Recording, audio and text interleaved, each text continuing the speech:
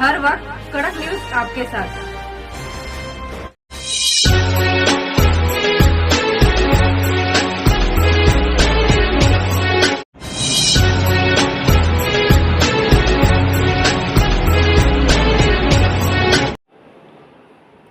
आज़ाद समाज और कठेरिया समाज कल्याण समिति के कार्यकर्ताओं ने मुख्यमंत्री को संबोधित ज्ञापन नगर मजिस्ट्रेट को दिया। फर्रुखाबाद की आज़ाद समाज पार्टी कांशीराम के जिलाध्यक्ष और कठेरिया समाज कल्याण समिति के अध्यक्ष रघुवीर सिंह कठेरिया के नेतृत्व में दर्जनों कार्यकर्ताओं ने कलेक्ट्रेट पहुंचकर नगर मजिस्ट्रेट को गीता क्लिनिक के डॉक्टरों की गिरफ्तारी करने की मांग की है। कठेरिया समाज के लोगों ने नगर मजिस्ट्रेट से कहा कि फतेहगढ़ कोतवाली में आरोपी डॉक्टरों के खिलाफ कोतवाली फतेहगढ़ में रिपोर्ट दर्ज है, फिर भी गिरफ्तारी नहीं हो रही है। तत्काल गिरफ्तार किए जाने की मांग की है। साथ ही जिस अस्पताल में महिला रुक्मिणी की मृत्यु हुई है उसको सील करने की मांग की है। पीड़ित आश्रय विहीन परिवार को एक सरकारी आवास दिया जाए, साथ ही आरोपियों की गिरफ्तारी हो। इस मौके पर श्रवण कुमार शाक्य, दालचंद कट गया, अनुपम कठेरिया, दिलीप कठेरिया, विक्रम कठेरिया, राजाराम रामनिवास, रमन कठेरिया, संजय कठेरिया सहित दर्जनों पर सरकारी मौजूद रहे और पदाधिकारी मौजूद रहे। यह रिपोर्ट आदेश शर्मा जी की, फर्रुखाबाद उत्तर प्रदेश से। क्या नाम है आपका? मेरा नाम एडवोकेट सूरज गौतम है। मैं लीगल सेल का जिलाध्यक्ष हूँ आज़ाद समाज पार्टी भीमार्मी से।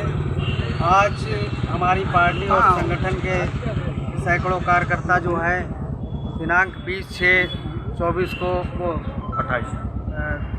28 तारीख को जो है यहाँ गीता क्लिनिक है, डॉक्टर हेमंत श्रीवास्तव और डॉक्टर अंजलि श्रीवास्तव, उनके घर पर एक घरेलू काम करने वाली बहन रुक्मिणी जो है उसकी निर्मम तरीके से हत्या करके और उसको जो है फांसी के उस पर लटका दिया गया और उसको पुलिस प्रशासन द्वारा ये मोड़ दे दिया गया कि इसने आत्महत्या कर ली, जबकि ये है कि निर्मम तरह से उसकी हत्या करके उसको लटका दिया गया।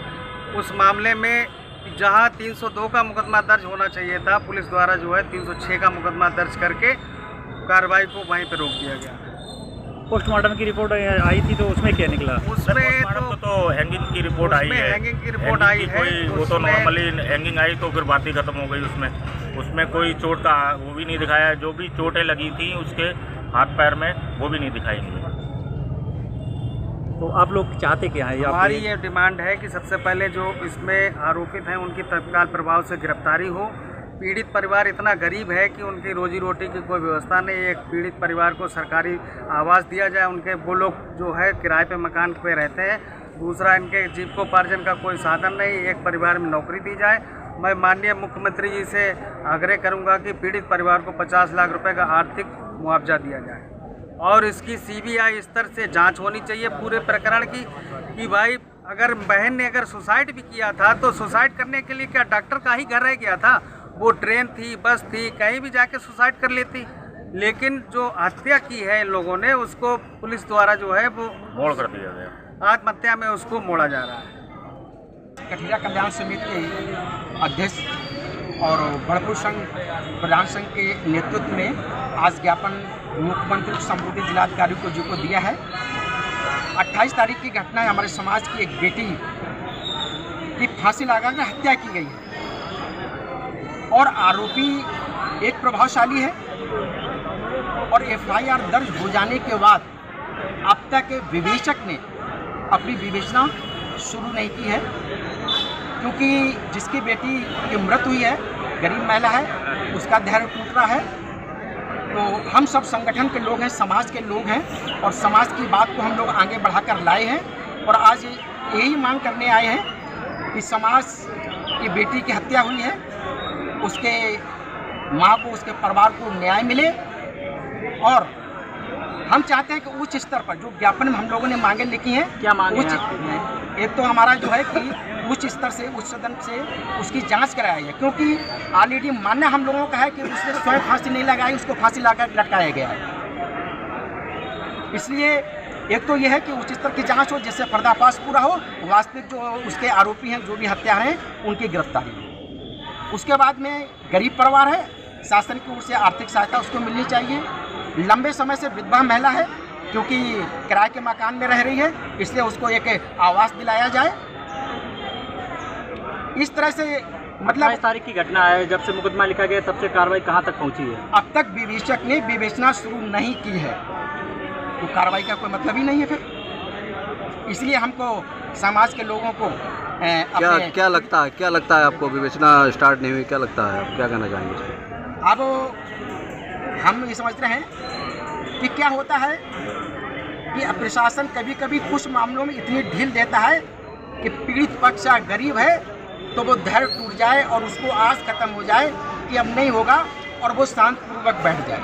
आज यात्रा निकालेगी, कहाँ से कहाँ तक निकालेगी? आज हम लोगों ने पदयात्रा अम्बेडकर तराह से निकाली है, क्योंकि वहीं पास में एक तो पीड़ित पक्ष का घर है, और ऑलरेडी अम्बेडकर तराह को इसलिए चुना है कि हम लोग सब दलित वर्ग के हैं, और दलितों के मसीहा डॉक्टर भीमराव अम्बेडकर की मूर्ति से उनके चरण स्पर्श कर इस यात्रा को इसलिए आए हैं कि गरीब को न्याय मिल सके। अगर न्याय नहीं मिलता है तो आप न्याय नहीं मिलेगा तो आप लोग जानते हैं, हम लोग समाज के साथ साथ में राजनीतिक दल के लोग हैं, धरना प्रदर्शन, धरना में बैठना, भूख हड़ताल करने में पीछे हटने वालों में नहीं है। और अधिकांश मीडिया के लोग जानते हैं, जब रमेश कठेरिया किसी धरने पर बैठता है तो धरने पर पैर रखने की जगह नहीं होती, ये प्रशासन को भी मालूम है। हमारा 35 साल का राजनीतिक सफर है, तो अगर न्याय गरीब को नहीं मिलेगा तो धरना कितना भी लंबा चले, हम लोग समाज के लोग चलाएंगे, और इस समाज के धरने में दलीय सीमाएं टूटेंगी, क्योंकि इसीलिए हम लोगों ने आज कटिया समाज के संगठन के बैनर तले कार्रवाई शुरू की। दलीय सीमाएं टूटेंगी और हर वर्ग के, हर राजनीतिक दल के लोग इस धरने में आकर बैठेंगे और गरीब को न्याय दिलाने में साथ देंगे। ऐसे ही देश और दुनिया भर की खबरों के लिए देखते रहिए कड़क न्यूज नेटवर्क। लाइक, सब्सक्राइब और शेयर करना ना भूलिए। धन्यवाद। हर वक्त कड़क न्यूज आपके साथ।